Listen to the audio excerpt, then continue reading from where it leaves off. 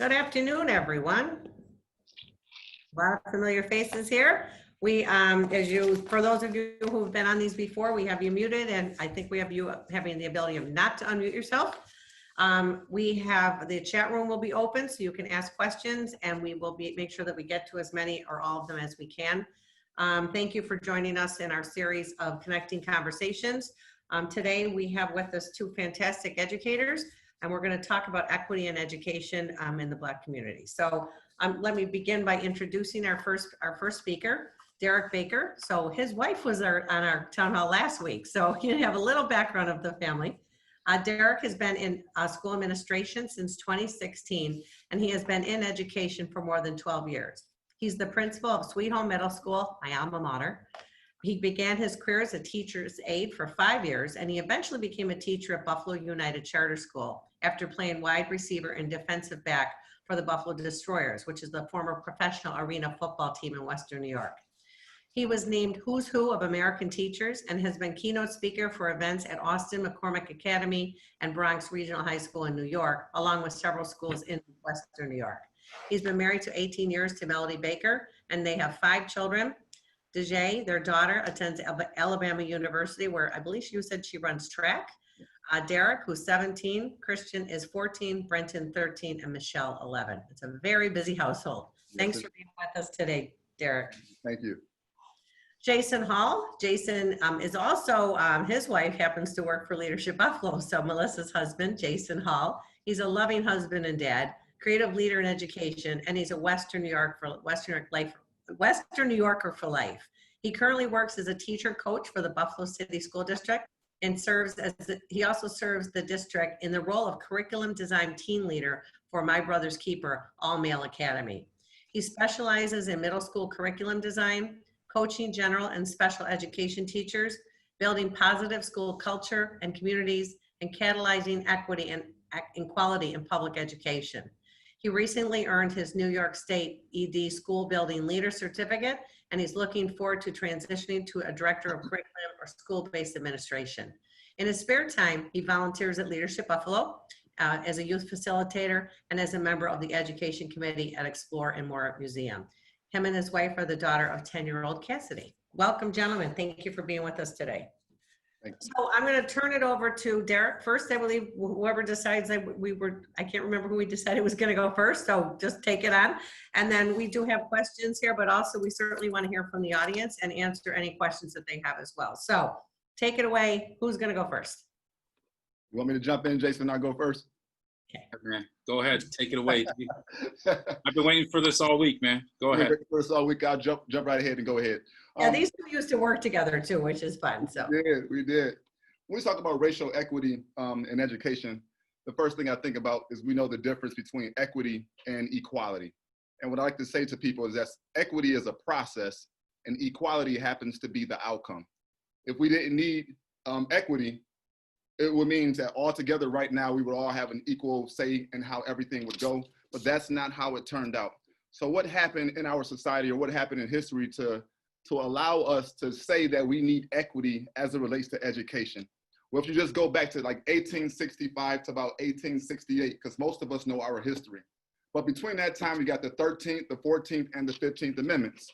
The 13th Amendment around 1865, we all know it abolished slavery, but at that time it turned over that prisoners could be slaves. And so at that time, black codes were introduced and there was a mass incarceration that was going on for just walking across the street the wrong way, for loitering and things of that nature.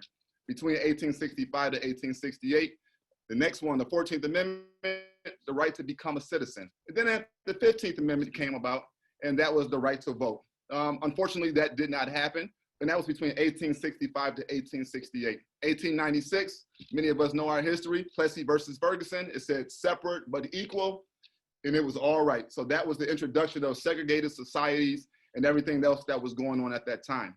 Mind you, you knew before time that black people were not allowed to read before 1865 whatsoever, and it was still a struggle because many of them did not escape slavery until later on when they sent troops down to the South.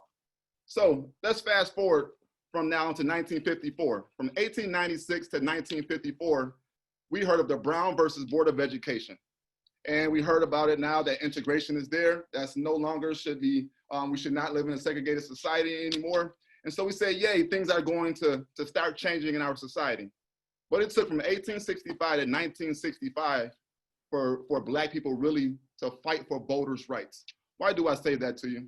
Because from 1965 to now, it's about 60 years later, we're still living, and I say we're still as a society, are living, going through the need for us to have equitable or equity in our education. So what and how does this actually play out? I can give it to you in some different ways. When I started off as a teacher, and I was at a school, a charter school, and I won't name the charter school when I was there at the time, but I was there. It happened to be when I was the teacher there were no other Black teachers that was at that charter school while I was there. When I was the only Black teacher at that school was predominantly about 97% of Black students. And students were waiting in line because I had the 7th grade and the 8th grade, and I taught them social studies, and I completely changed the curriculum. And why did I do that? Because in our history textbooks is not inclusive of what really happened in our society. And so that's one of the needs, that we have to have equity as it relates to our education. The second thing is that when I started to move on and become an administrator, I was a principal of a school that was 97% African-American. It was in the high school too as well. And every single one of my teachers were actually white. And I had one Black teacher, and he was an ELA teacher. The problem with some of these scenarios, as I'm starting to explain them to you, because now I'm at school right now, and I'm sitting at school currently where I'm at right now. I am the only Black person there, and I am the principal. Oh, my dean of students is a Black person too as well. And all of my teachers are still white. And I do have about 22 to I'll say 36% if I include everybody, as it relates to people of color, whether that's Arabic people, there's different things that go on into that situation. Here's the problem. When you grow up as an African-American kid and your teachers are teaching you, you kind of look around and say, whatever they're teaching me, I cannot be them. And the stigma that comes along with that it's terrible. When you look out, they're teaching you a history that is a falsehood. And I can be honest to you and tell you it's a falsehood. I play around and I go to social studies teachers right now because I taught social studies. And I asked them this one question: could you tell me about Black history? They all know why Black history was there. They'll say we need to teach Black people about, Black kids about Black history and things of that nature. I say, well, who started it? And unfortunately, I have not ran into one white social studies teacher thus far who knew why Black history was started. And I have to introduce it to them and say, you know, it was started by Carter G. Woodson. He's the one started it in 1926. And none of these social studies teachers that went to college know any of this information whatsoever. And I say, this is why we need equity as it relates to education with all the racial tensions that we have, because what we've given is a biased education. And here's the problem with that biased education. What we have started with is a deficit model. Most of our African-American kids have been taught about slavery. So that taught them that when they first came in and they started here in America, they were slaves. There were Black people in America before slavery actually started, but many of us, and I probably would say that maybe only 10% of us on this line actually knows that there were Black people who came over to America first. And they were actually here way before slavery started, because our history books did not teach us that as well. There's people I can start naming to you now. I talked to a professor at Buff State by the name of Dr. Marcus Watson. And he sat there and gave me some people that I did not know. He said, Derek, did you know that if it wasn't for T.R. Howard, that there would be no Brown versus Board of Education? And that's something that I did not know whatsoever. And the problem with that is we've been given a skewed education, and therefore kids cannot find their place. They're not missing, but they can't find their place as it relates to education. And yes, we can change a lot of things, a lot of policies, a lot of budgeting, because there's a lot that goes into equity of education. But if the people who you are serving, it's been a disservice, not only Black kids, it's a disservice to Black kids, white kids, Asian kids, kids from different communities. It's a disservice to everyone, because what happens is if you have other nationalities and other ethnicities, they begin to look at Black people and say, well, yeah, they were slaves, and yeah, they still struggling, and yes, they have all of these different issues, and they don't understand that there were some heroes amongst them.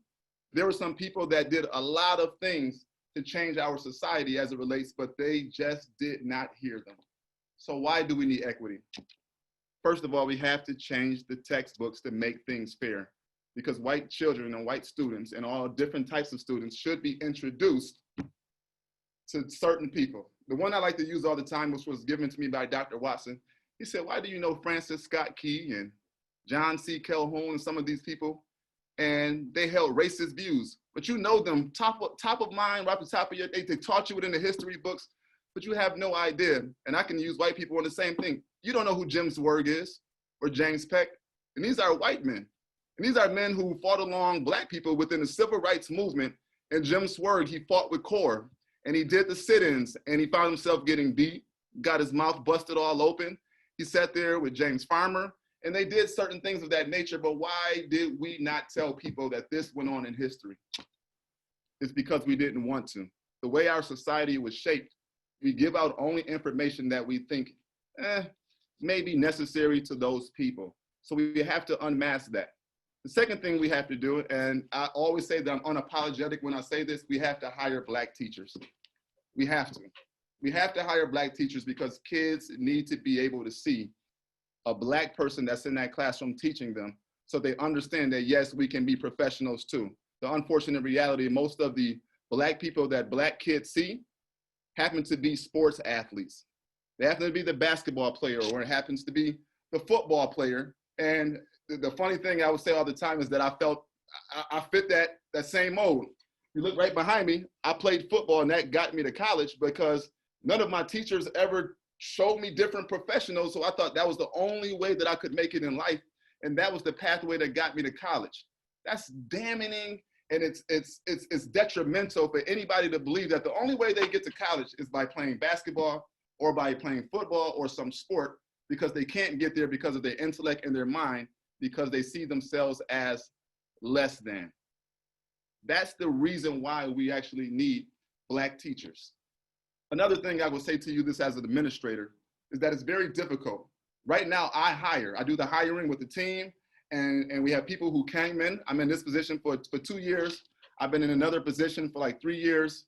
It is very difficult as an African-American administrator when you have an African-American person walk in and they sitting on the committee and you're the only Black person there and there may be 4 other people with you that are white that's on the board and they're gonna see all of these different candidates come in. Once you choose a candidate or you start to speak up for a candidate as African-American, the first thing that gets attached to you is, are you choosing them because they are Black? That has been said to me before by one of my teachers. Are you choosing them because you're Black? And I never forget being in this awkward, uncomfortable position, but now as a principal, I tell the truth. I say, well, do you unconsciously choose the other person because they're white?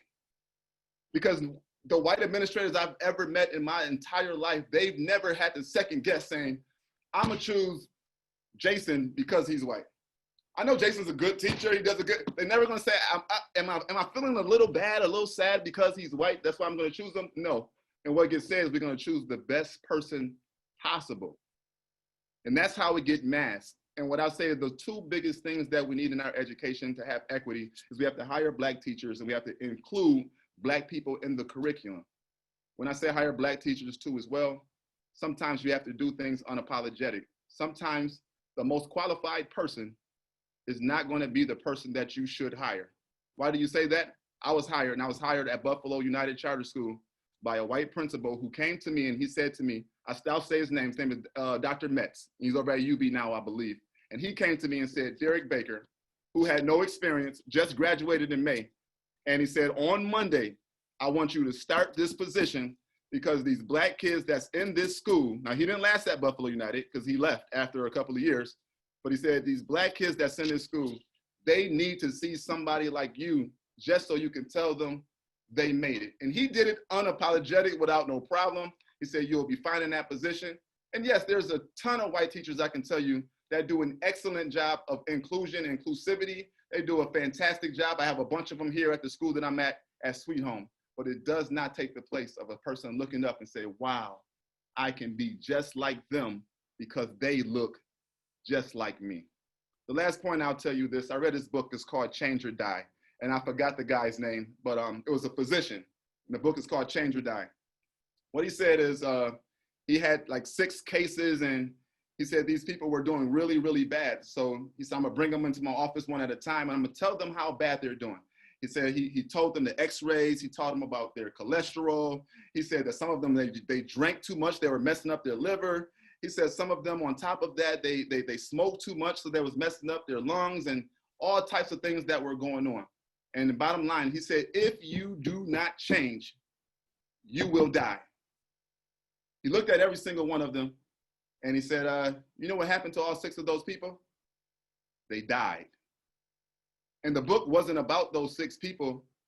It was about how difficult it is to change a system, because in our minds, it's easy for us to change everybody else, but it's very difficult for us to change ourselves. So how can you, if you're a teacher, start to become equitable in your education? If you're teaching history or social studies, if you're an elementary teacher and you get in there, you can look up some of these things yourself and you can find it. We have access to information all over the internet, and there's legitimate sites that can teach you pretty much anything you would want to know. And you can start to build some of those lessons so you can be inclusive within your own classroom. It doesn't take them to change policy. Standards are just that, standards, and whatever the tools you use to get to those standards is on you as a teacher. And I explain that to my teachers. You have to choose to be inclusive. When you don't, sometimes implicitly you may show bias. So I leave it with you. Can we be equitable in our education and do it the right way when it includes our students of color? And I'll leave it right there, Jason, for you. Thank you. You know, Derek, I was so glad you talked about a lot of those things, but especially the history, the Black history. When I went to school, we learned about the Civil War, but we didn't learn about why the Civil War existed. And I started to ask my rising leaders, who are a lot younger than I am and graduated a lot closer to now than I did. And they said the same thing. And that's, you know, they're in their 20s and early 30s. And it was very disappointing to me because, you know, I knew about Juneteenth and I knew it was a big celebration in Buffalo, but I didn't know what it stood for until now. I mean, I'm almost 64 years old and I'm learning so much in the last month or two that I'm glad I'm learning, but I feel a little bit bad because I should know these things, but we never were taught them. And you're absolutely right. And it's not right, and it has to change. So thank you for sharing, and thank you for your passion in this field. I will tell you, just on that one spot when you said about the actual history within itself, many people thought it was Abraham Lincoln's duty to really fight for the Emancipation Proclamation, and it wasn't. He was fighting for his country not to be split up, and he gave them ample opportunities and warnings that I'm leaving you alone about slavery. Just do not do this. And they went ahead and did it anyways. And he says, okay, I got a good idea for you. Now you're not going to have any slaves, and we're about to go to a civil war. And that's how it really did happen. But most people don't even know that. Nope. Just the reality. No. You got to write a book. All right, Jason, I'm going to turn it over to you. So thank you, Derek. Thank you. I'm going to share my screen because it was a perfect segue. I'm actually writing a book about this. So I'm gonna flip to these are my notes from my book that you guys, I'm gonna share with you because I can't really share the final drafts and things. But to begin with, I just like to talk about my why and why I'm sitting here today. My life was saved by a teacher, my 7th grade and 8th grade ELA teacher. I was suspended and expelled from 6 Buffalo public schools. I was at risk. My friend was murdered when I was in 7th grade buying drugs on the east side. And at that moment, I turned to school and I turned to my teacher, Mr. Chekalo, for help. At the end of my last suspension, he cast me as Petruchio in The Taming of the Shrew. I ran out of the auditorium, told him he was crazy. He yelled in my face and said, "You're doing this, we need to change your life." Next day, I was wearing tights on the stage and I became Petruchio, and it changed my life. There's a picture of me in Buffalo Public Schools. It was school 63. Your screen isn't sharing. We don't see your screen. It's not sharing? No, I didn't share, man. It didn't share? You got to hit share screen and then you got to hit share. Oh, there it is. All right. So you guys heard my story though, but here. There we So, go. all right, there we go. I'm sorry about that. Okay. So there I am in 8th grade, graduated from 8th grade after my teacher saved my life. I graduated from Buffalo Public Schools, 63. It's out in Minnesota. It's now apartments. And I received top honors at graduation. After all of that, after getting expelled 4 or 5 times in 6th and 7th grade, going to Buffalo Alternative, my teacher changed my life around. And since that, I've decided to give everything that I have to Buffalo Public Schools. So anything you go through my resume, anything you see and anything that I've done all relates back to that. So you know that I have the passion to share these things with you. And I'm just going to scroll down here. Just bear with me for a second. I'm not going to go through all this, but there's some very important things that I want to show you guys that I put together just for today. So let me just get down to, all right, here we go. I'm going to put some numbers up. And the first one is here. Let me scroll up here. Boom. Sorry about that. All right. Now I'm good. 53%. 53%. That's more than half. Just a little bit, but it's more than half. It's a big number. 53% represents the percentage of Black students in grades 3 through 8 in Buffalo Public Schools who scored a level 1 on the state examination in 2019. That's 3,193 out of 6,073 Black students who took the exam. Now, you don't pass unless you score a 3. You could score a 1, a 2 is basic developing. So you don't pass unless you score a 3. So let's go and we'll look at the students who scored a 1 or 2 who did not pass. And the number would be 82%. 82% of Black students in grades 3 through 8 did not pass the state exams in 2019. 82%. Now we can get into the discussions about whether the exam is biased. It's a very great argument and we can talk about that. But these tests test basic skills in literacy. And there's a lot of stuff in there that we can tell, are our students able to read and write and communicate? Because these are the skills they need to advocate for themselves in the world, especially today. But then you go down and there's 18%. This is the percentage of students who pass the exam who are Black students in Buffalo schools. So 1,093 out of 6,073 total passed the state exam in language arts. And to me, literacy, reading and writing, like I said, this is the most important. This is the percentage we want to raise the most. If we're going to have students advocating for themselves and changing the world and becoming critical readers and writers like W.E.B. Du Bois and the people who changed the world with their writing and with their words, this is the number we need to improve. It gets much worse than that. I'll read to you the level 1 performance level. If you score a level 1, it means you demonstrate a limited or inaccurate understanding of a literary or informational text. You can determine at best the meaning of only simple words and phrases. You demonstrate an inability to explain a structure of a story, beginning, middle, end, and an inability to compare and contrast, an inability to locate an answer to a question, limited command of conventions of English grammar, explain an imprecise or inaccurate use of language and its conventions, demonstrate no understanding of the use of evidence. Keep that in mind and think about what's going on today. These are all the things, and I'm getting chills right now. Like when I talk about this stuff, it's just, when you see these numbers and how unprepared our kids are because of our school system to deal with what's going on in the world today, it's sickening to me. And I have a tough time going through this. It gets worse. 70% of Black students in grade 5 scored a level 1. 70%. Think about what goes into a level 1 score that I just showed you. 71% of our 5th graders in Buffalo, okay? 715 out of 1,017 students in grade 5 scored a level 1. 89% did not pass the exam, but they did get level 2. We had some that we added with level 2s. But only 11% of 5th graders in our district passed the state examination in language arts. So it gets a little bit better, but very bad in 7th grade. I look at 5th grade and 7th grade. 5th grade in New York State, if you look at the data, especially in our urban centers, is horrible. In Rochester, 9 out of 10 students score a level 1 in the state exams in English language arts. 9 out of 10. We're 7 out of 10, they're 9 out of 10, okay? 66% of grade 7 students scored a level 1. That's 636 out of 958 cannot do, according to this examination, basic literacy activities and determining things like, simple words, okay? Now we can get into it and we can have a long discussion. We could spend an hour talking about how biased some of the examinations and how biased standardized testings are, but these are the metrics that we have in school to go off of. These are the data that we use to make decisions every day. All right, so let's go to grade 7, 9% passed the state exam in ELA. All right, so that's data. I can go on and on and on. We have some successes. There are some areas where we're doing better, but in 2020, to know that 53%, 70%, and 66% in areas, that's unacceptable. And it's gotta hit you in your stomach and you've gotta feel that that's unacceptable and you have to believe that.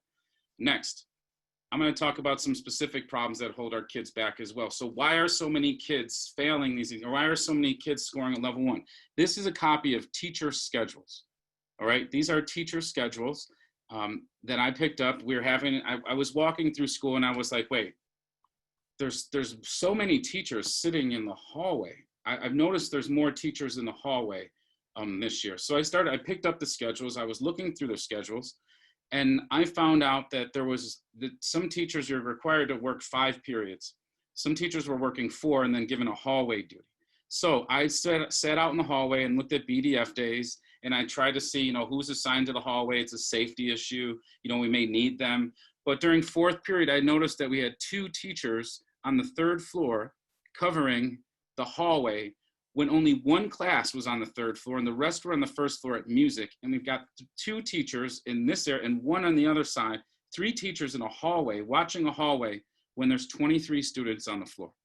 Okay, things like this kill opportunities for our students. So I did the math. In 180 school days, that's 36 letter day cycles, 495 teacher hallway minutes per letter cycle. That's 14,850 teacher hallway minutes a school year.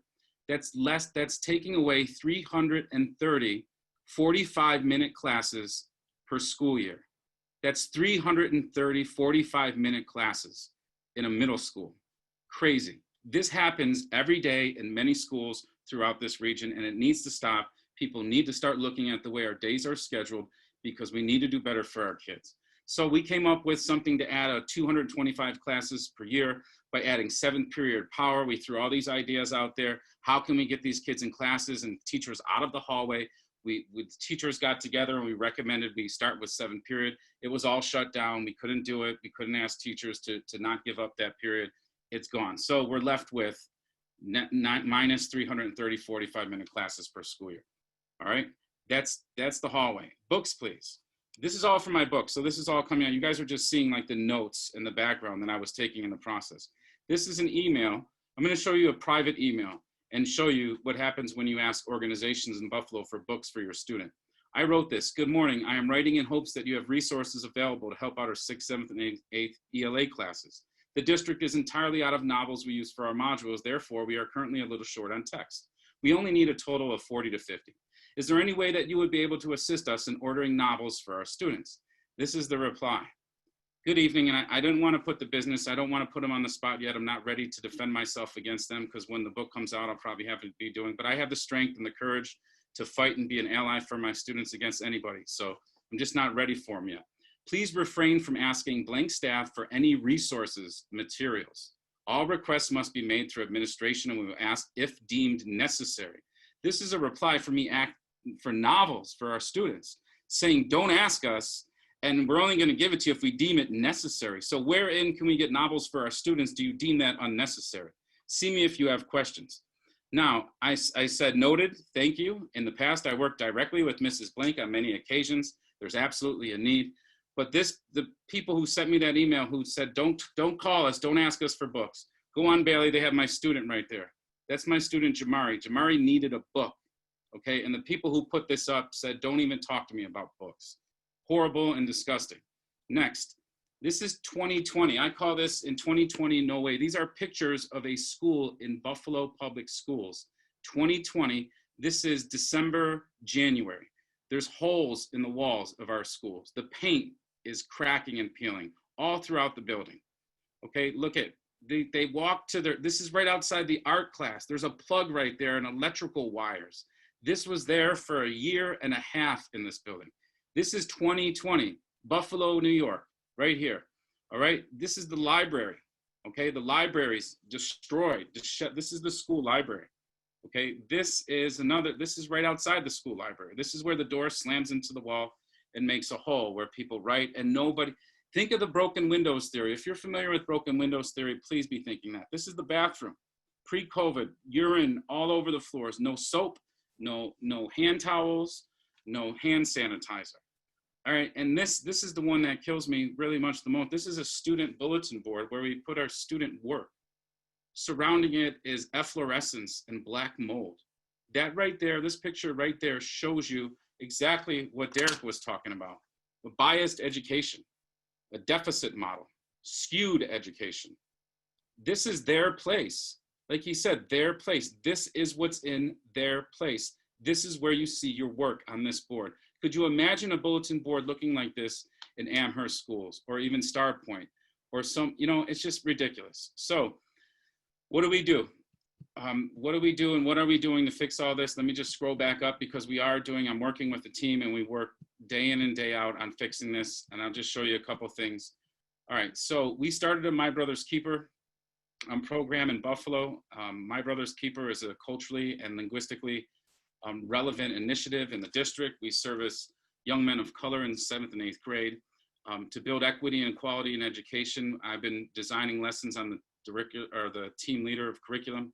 Things like incorporating hip hop in lessons, like Common and Fashawn lyrics, or what is the real definition of hip hop? This is where we introduce kids to hip hop and DJ Kool Herc and the start of hip hop as an art. So like Derek said, going into history and saying, where can we be more fair in the way that we look at the history of America? Like, think about all those gold rush books in 3rd and 4th grade. Students are with the white guy on it, holding up gold, running away, you like a hero. The gold rush people in the bookshelves of schools are heroes. Okay, 180 people died, 180 Native Americans died every day during that gold rush. But today we have them holding up bags of gold, running away like heroes, and our African American students, our Native American students are assigned those texts to read. So we have a long way to go in curriculum. The next thing we need to do is establish book clubs. I've been a member of many book clubs and delivered many PDs and PLCs, great scholars, such as, if you haven't read Goldie Mohammed's text, Cultivating Genius, really, really good text talking about I'm on the Goldie Mohammed tip right now about going back to create literary communities in the school, like W.E.B. Du Bois. There was a publication called The Brownies out in 1930. We're basing it, and he edited it. So we're basing all of our learning off of that through Cultivating Genius. For white folks who teach in the hood, if you haven't read that, unapologetically, Christopher Emdin goes in and talks about all the things that white people need to do to become better teachers if you teach in the hood. Next, there's My Brother's Keeper. This is our program, new programs and designs, embracing My Brother's Keeper. I was in an interview recently in a suburban district where they said, I brought up bringing a My Brother's Keeper program to the district, and they said, the feedback was, well, we didn't want to move you through because we thought you would be a rogue and try to incorporate something like MBK. And I wrote the associate superintendent back and I said, you cannot say that. That's ridiculous. You should look at people as a transformational leader, not a rogue or a scoundrel for wanting to put this program in a school. Ridiculous. All right, so literacy instruction is huge, okay? Literacy instruction. What are students reading? Look at what they're reading. What are the books? Can they see themselves in their books? Just like can they see themselves in their teachers? Fieldwork and design. If you're teaching Black history and Underground Railroad, anything in Western New York, there's a gold mine of historical places to visit. This is my students standing on Harriet Tubman's porch in Auburn, New York, putting them in history. They love this. This is what we do at MBK. So there's her home. There we are about 5 months ago. Parent and mentor engagement, getting them involved. There's our boys with the ties, with our local mentors. So things like that. And lastly, STEAM immersion. Our students, we had a collage up in Albright Knox. These guys are working on something called the bully buzzer that you press if you're getting bullied in an emergency, an AP or someone comes to you and finds you. These guys right here are going to produce the bully buzzer. They're called the Buffalo Bully Blockers. Wait till you see it. It's amazing. And so that's it. Now, those are the things that we need to be doing. I have tons of data to show you how my school, and we've gone from 33 out of 35 to 13 out of 35 in Buffalo by coming together and doing these things for our students. I'm gonna stop talking now and I'll turn it over because I know we have some great questions. But thank you so much. I hope this kind of opened your eyes. You very rarely hear the truth. If we're going to change the schools, we need to lead by the truth. Thank you. Jason, thank you so much. And that's exactly what these town halls are for, is to have the truth come out and have those uncomfortable conversations that we need to have, because it's something I think Derek said, it took almost 60 years. And I remember in the 60s during the racial riots, I started yelling at the TV about a month or so ago, like, why are we still doing this? So I remember this. I was 12 years old. I'm not 12 anymore. And I'm like, we can put people in outer space. We can pivot this entire country and have masks and PPP and working at home. We can do a whole lot of things, but we can build electric cars. We can do things. We can't fix this. We have to fix this. So, but I think it's up to the white community. We've always left it up to our Black brothers and sisters to fix this by themselves. And it's not their problem. It's our problem. So I really appreciate the passion you both bring to your craft. I do have a question in the audience, from the audience. This is hold on. So this is, Hold on, I gotta move up because I got one higher than this. Hold on. This person is a secondary level teacher and she work-based learning specialist at a local charter school. What advice could you gentlemen give her as she prepares her African-American students for the world of work and higher education? Who wants to take that? Derek, you want to go first? She's preparing them for the world of work and higher education. Well, she's at charter school for applied technology, so they really focus on, doing something, whether it's going to work, whether it's going to a trade, whether it's going, into college, two-year college, trade school. So it doesn't always have to be the four-year track. Got it. I would say the first thing is to understand what those kids want. I'm not sure the actual program that she's in, but do they want to be in that program? When I was a principal at MST, some kids had to sign up for a program, so they were forced into some of those programs. They did not like the program they were in, and ultimately some of them did not graduate because of that, and they end up being gen ed students, even though we have 4 programs, and it was probably approximately maybe 30 kids that were inside of the program, and then everybody else was general education students. So the first thing I would say is to understand who your students are and what they would like to do. Once you figure that out, then go along those paths and find people that are African American, that's within the community, that they can mentor up with, just like Jason showed on the MBK program, where they go out there and they look at specific people and specific programs, and they do mentoring. It's the best way to go at that point in time because they really could see themselves. And it's like having an internship without really having an official internship right there in front of them. Oops, thank I would say that the number one way that I believe you can prepare your child for school and for college is to boost literacy at home, in school, is to really focus. What is my child reading? What are they writing? Are they taking a stance on issues? Are they making inferences? Are they learning how to use evidence to back up the things they say? Are they learning how to structure their writing? I would say really, really focus hard on the literacy aspects because those are the tools she's going to need to advocate for herself in the future.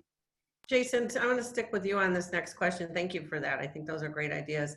Do you have any ideas on how to incorporate the programs and ideas into workforce development programs that are geared toward adults, particularly to adults who are never empowered in this way? And we were just talking about this, that nobody's born with the prejudice and the stereotypes. It's taught, it's learned. And we have to teach, we can teach the children, but if we don't teach the people that they're going home to and the people in the workplace, it's not going to work if we don't get everybody involved in this. Yeah, most of the workshops that I work for the culturally and linguistically relevant initiatives department under the associate superintendent. And we have designed, I think we're up to about 20, 25 professional development trainings. Some are book clubs, some are book circles, some are just activities and strategies that we've delivered to hundreds of adults in the district. And what a great idea that would be. You know, I never really looked at it that way. I'm so busy and so focused on the kids in school, but I know there's a lot of learning out there in companies and corporations or different industries where people really would like to know more about this. We have such a great asset in our district. We have such a great toolbox. So I would love to start exploring more ways in which to share that with people, adults in workforce development. I think that's a phenomenal idea. And I would love to look into starting programs like that. We're ready to go. We've just been in our industry right now, but I would love to branch out. Althea, maybe you can help me with that someday. I was just even thinking that, either ECC or through Northland Workforce or something like that, we can, I have one heck of a team, man. I have a really great diverse team where we go in and we've changed lives with our team. So it won't be me. It's all about my team. So we do it as a team. Thank you. Derek, I'm going to give this one question to you. It's from the audience. So how can we get more Black high school students interested in education and encourage them to become the teachers that we need? Okay, to get them interested into education, it goes to the engaging aspects of it. I like it because Jason, he showed what he was teaching and he showed some of the curriculum and some of the things he do with the students.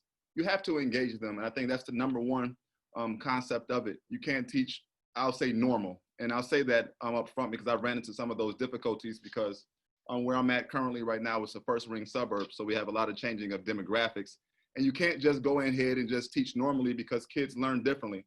I have a kid that was in school. They went to Buffalo Public Schools when they were with me. They was in charter schools and then they went to Williamsville schools.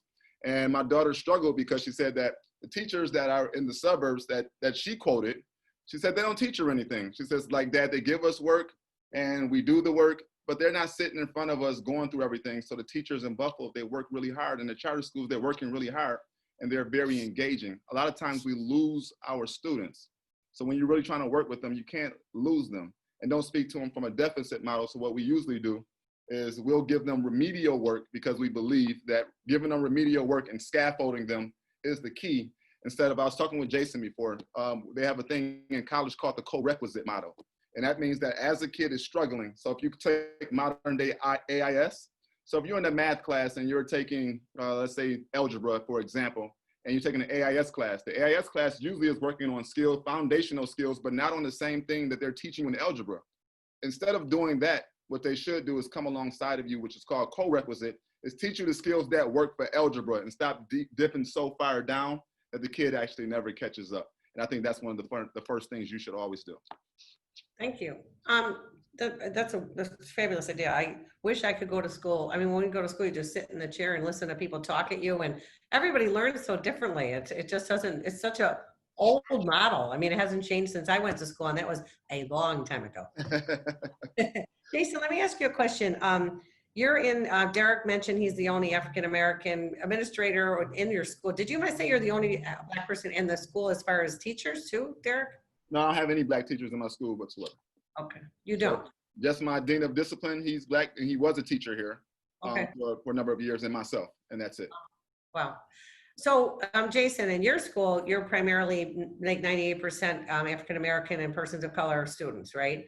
How does your faculty align with the color, you know, the color of skin of your students with the faculty? We have 3 administrators, one principal and 2 APs in our building. They're all 3 of them are African-American females. So our building's run by a very strong team of African-American female administrators, number 1. In our teaching force, though, we have 2 African-American teachers. That's it. So we're 80, and that's, Derek is spot on, man. To see Derek in the classroom early on in my career was very inspiring to me. And I know what it means to have an African-American teacher in the building. Research shows that a student is far better off, an African-American student with an African-American teacher at least once in their life. It makes a huge difference. So it really doesn't reflect our student body at all at our building. The leadership team does.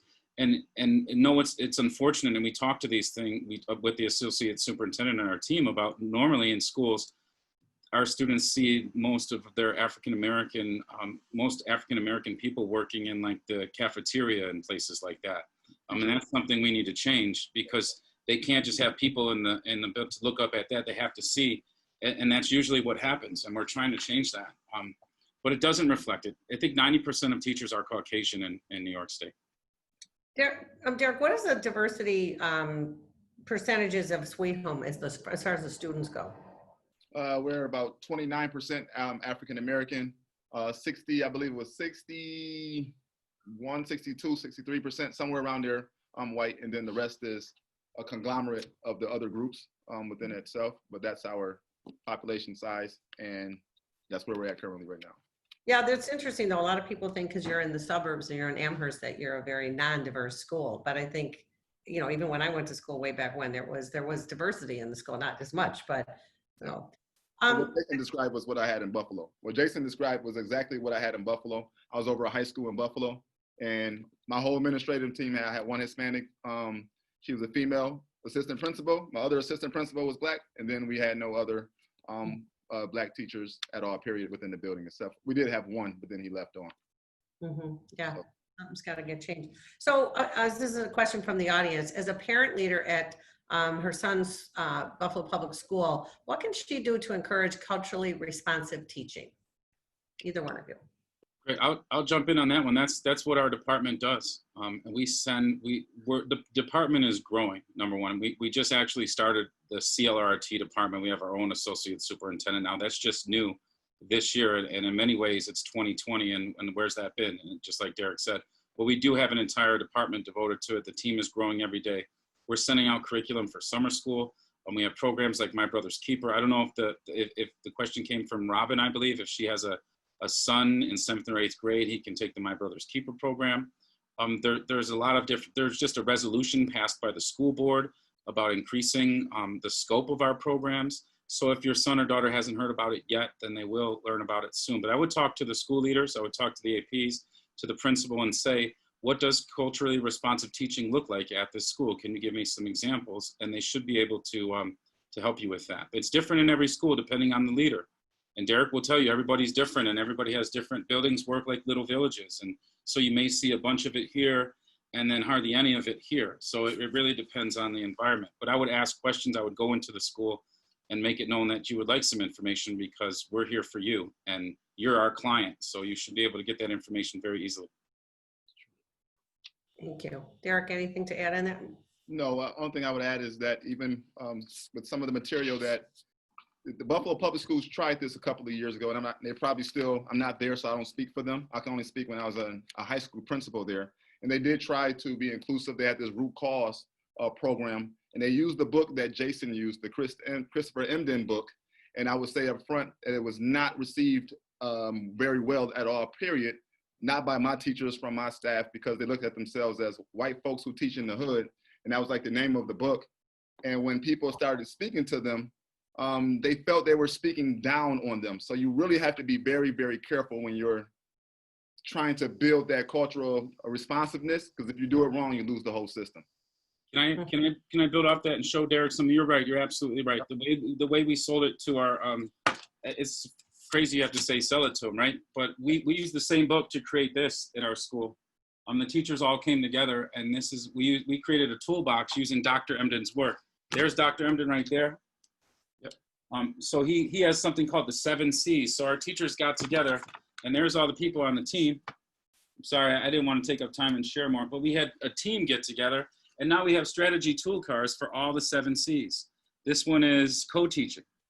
So this is in our school. I facilitated this project, and the teachers were very open. So you're right. It's all about the way you don't want to go about, man, I've been through these conversations for the past 5 years.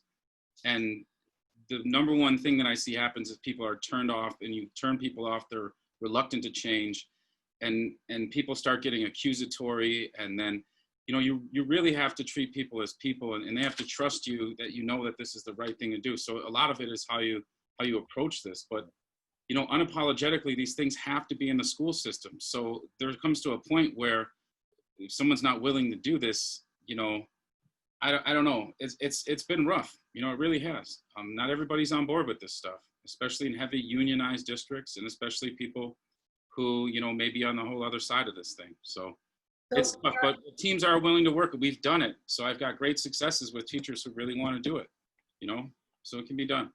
Derek, I want to throw this question to you, and this was something I was having a conversation with one of our grads the other day, and she's a graduate of City Honors, and we were talking about the imbalance within the Buffalo Public High Schools of City Honors being almost like a private public school.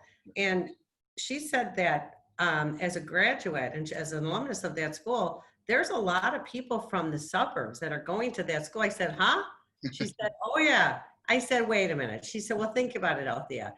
In the city of Buffalo, the percentage of African Americans is this in the students. She goes, so every single school, regardless of testing in, should have a proportionate amount of Black students in the schools. Go walk in the halls of City Honors, and there's a lot of white kids in that school. And she said, and they need to show proof of where they live, and it can't be your utility bill. Is that really happening? Truthfully, yes. And so, like, City Honors is less diverse than where I'm at right now. So, and I'm in the suburbs in Amherst. So it kind of, yes, but you can get around doing things a certain way. So if you own a house in the city of Buffalo, you don't have to live there either. There were people that were living in Canada. I'm pretty sure you saw the Office of Civil Rights report that was given to them. When I lived in Williamsville, down the street from me, our neighbors, their kids went to City Honors too as well.